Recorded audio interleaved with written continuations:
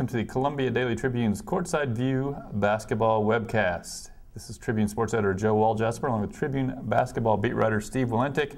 Steve, the Tigers wheezing to the finish line in the regular season. They edge Texas A&M 57-56 at home, then get blowed out by Tennessee 72-45. So if you take a look at those scores, you will notice that Missouri is not scoring very many points. Earlier in the year, offense was the thing that carried this team. Where has it all gone wrong offensively? Well, it should be noted first that at 45 points is tied Missouri's lowest in the shot clock era. Mm-hmm. So that you're right, that's not many You witnessed points. History. Exactly. You look at the things that teams that run good offense do, and a lot of times they have high assist numbers, and I think you have to start there. Missouri has not. They're averaging about 10 assists for the year. In the last two games, they've only had 5 each, and that's coming off of a game against Mississippi State, and we need to preface that with against Mississippi State, where they had a season-high 19 assists and looked about as good offensively as they've looked in a couple months. That just hasn't been something that Missouri's been able to do against any competent opponent that they've played, is move the ball. They haven't gotten the big men involved. They never really attempt to throw the ball into the paint, and what happens is teams just kind of sit there waiting for Jordan Clarkson, Jabari Brown, and Ernest Ross to drive the ball at them or shoot over the top of them. Everything's a contested opportunity that way, and they play a lot of 1-on-5. They certainly played a lot of 1-on-5 on Saturday in Knoxville, and it leads to a lot of off-balance shots, a lot of contested shots, a lot of shots that don't go in, and you find yourself not scoring. You find yourself falling behind in a hurry, and then you start pressing and you take even more bad shots. But I think it starts with the fact that whether it's the guards haven't involved the big men or the big men aren't capable of producing, and I think it's probably some of both, you're really limited in what you can do offensively. Yeah, early in the year, they were pretty good at, Clarkson especially, just getting into the lane himself, and then the defenses would have to collapse, and then you could pass it to Jabari Brown on the perimeter or whatever, finish himself. That's really not happening as much. It seems like there's a whole lot of time being wasted with a bunch of dribbling without really even looking to attack the basket. Then you've got 10 seconds left on the shot clock, and then it's just, either Clarkson or Brown decides to barrel into the lane and try to get a foul. And so that works probably once. At home it works a little more because you're going to get more calls, but it's just kind of an unwatchable brand of basketball. You're talking about 5 assists in a game 2 times in a row. It is really awful to watch. And you can say you don't get many assists when you don't make many shots, and that's true, but Missouri still made 15 field goals on Saturday and only had 5 assists. So they're not, there are teams that can have 20 assists on 25 field goals. So I think there are teams that move the ball and share the ball, and there are teams that don't. Missouri's been a team all year that doesn't, and I think, as you mentioned, Jordan Clarkson had a lot of success getting into the lane, particularly in non-conference play, almost whenever he wanted. But SEC teams are bigger, they're more athletic, and they're probably better than most of the teams that Missouri played. As weak as the SEC is this year, there's still a lot of athletes in this league, still a lot of pretty good guards across the board. And I feel like it's just harder to try to operate that way, especially when teams have scouted you more, they've seen more film on you, they have more time to prepare. Sometimes they've played you twice. They know what to expect. They know how to shut you down, take you out of what you want to do, and that's clearly happened to the Tigers. And that's why, this was a team that was averaging over 75 points a game in non-conference play and closing in on 80, I believe. And now they're right around 71, or under 71 in league play. Well, I remember when I watched the Illinois game thinking, this is kind of fun watching Jordan Clarkson play this game, and it'll surely be the last time he plays Illinois because this guy's fantastic and he's going to be on the NBA. About halfway through the SEC season, I was like, there's no way they're going to be able to keep Jabari Brown around here. He was playing like an extended period of consistent excellence, especially for a perimeter shooter.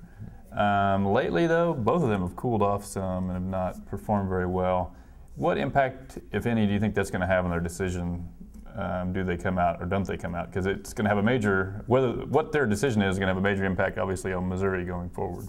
Well, it sure seems like Missouri's coaching staff is still operating under the assumption that they're both going, because they're, Frank Haith and Dave Lato were in Sedalia last week recruiting Kevin Punter, a junior college two-guard, because they feel like they're going to need scoring next year, and they're counting on not having those guys. Both those guys are still being projected as second-round picks, but you're right, they're not as hot now as they were a month or two ago. Jabari Brown, I think, is 6 for 29 from 3 in the last 4 or 5 games. They're not, if they do make the decision to go, and I think in a lot of these situations you almost expect that when a guy's projected to go that he does go. But if they do make that decision, I think they're not leaving on a high note for sure, and I think that has to impact their decision, or should impact their decision. We don't know what all of the factors would be in that decision, though, either. So, it's a personal move, and a lot of guys make bad decisions, but they're their decisions, and we can't really predict or say this is completely the wrong thing to do. Well, they're both, I think, at least in the Draft Express mock draft, we're both projected as second-round picks.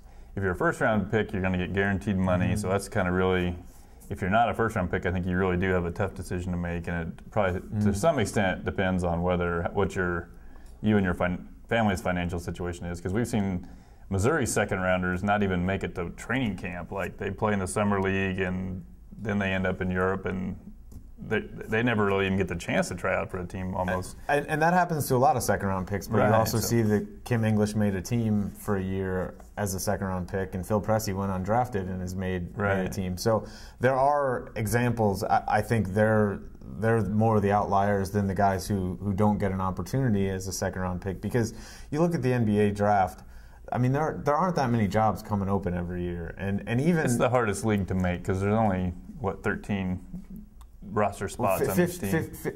13 address, 15 total. You're talking about careers don't end as quickly in basketball. And you're competing against the entire world as opposed to football, which is just an American sport. Exactly, and I mean, so you look at the guys who do get drafted in the NBA draft. I mean, only a couple of them at the top of the draft end up being star players. I think you fill out your roster a lot with guys who are taken, in the 20s. A guy like Linus Klezo was the 27th pick in the draft, and he certainly never became an NBA star, but he played a number of years. DeMarre Carroll the same way.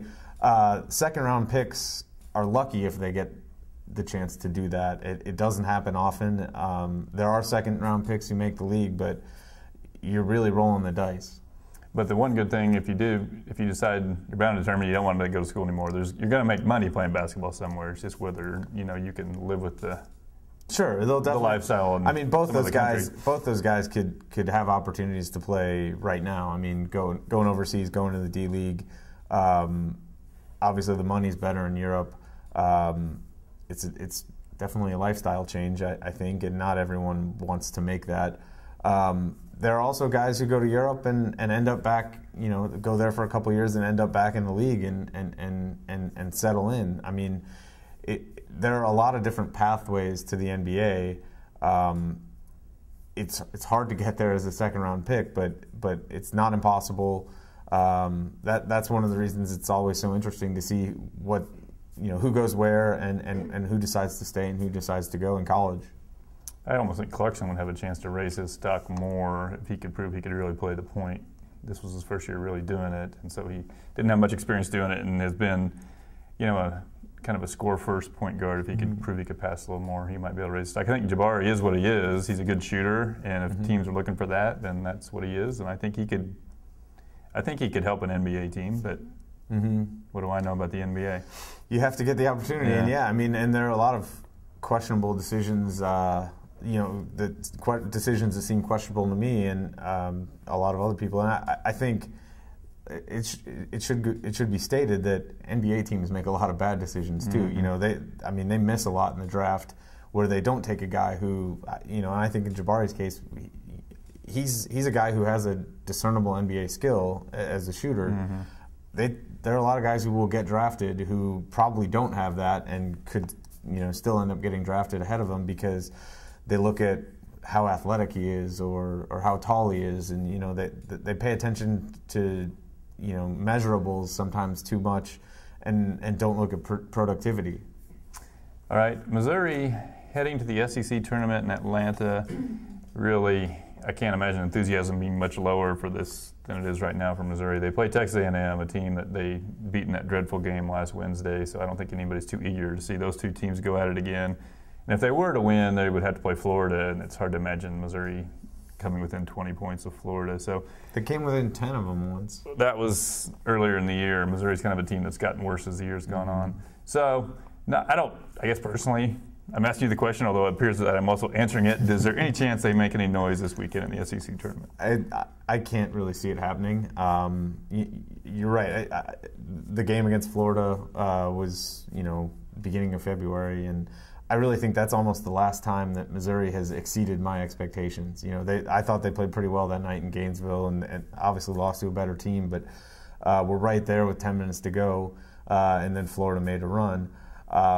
Since then, Missouri has gotten absolutely annihilated in the first half at Ole Miss, and rallied but still come up short. They won 3 straight at home, but by a combined 9 points. They lose at Alabama and lose at Georgia, and neither one of those games did they look particularly inspired.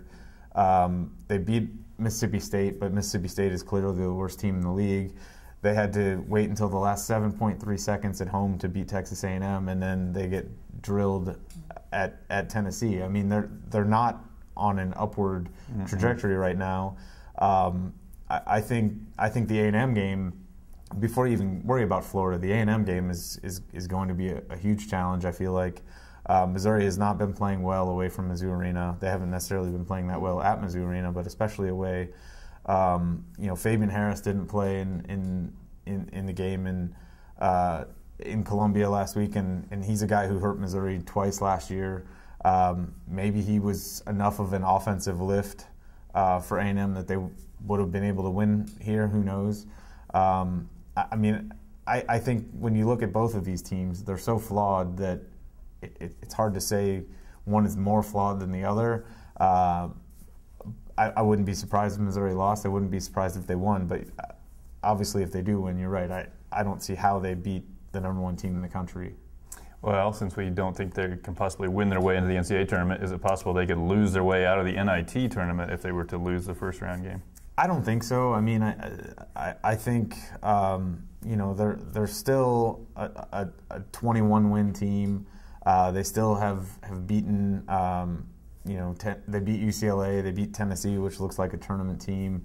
Beat Arkansas twice, which could still be a tournament team. They finished 500 in the SEC, which is not great, but it's still a top 7 conference. I mean, all of the knocks against the SEC when you look at it for the NCAA go away when you're talking about the NIT, because you're looking for you're sorting through teams that are really mediocre.